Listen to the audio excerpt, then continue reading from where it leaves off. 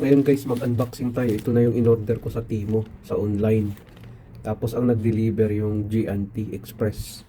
Ang in-order ko guys sa online, yung IR, Insulation Resistance Megger. So buksan natin para makita natin. Hindi ko pa kasi ito nabuksan.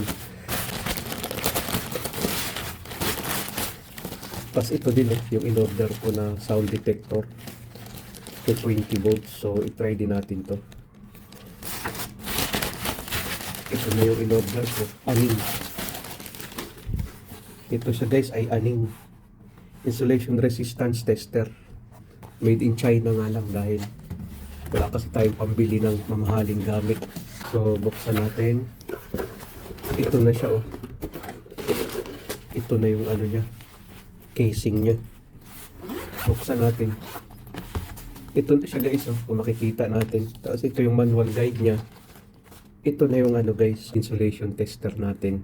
Ito yung niya Ito yung gamit niya. So kung may time guys, i-try natin tong motor. Itong motor na ito, i-measure natin para masubukan na rin itong measure na ito kung paano siya gamitin.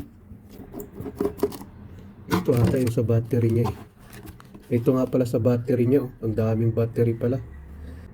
1.5 volts pala ang nito. 2, 4, 6, 8 battery pala ang kailangan. So, bilhan pa natin to ng battery saka natin matesting. Testing natin to sa susunod para para masubukan din kung paano ito gamitin. So, abangan nyo guys sa susunod. Mag-measure tayo. I-try natin to gamitin sa susunod. Maraming salamat sa inyo.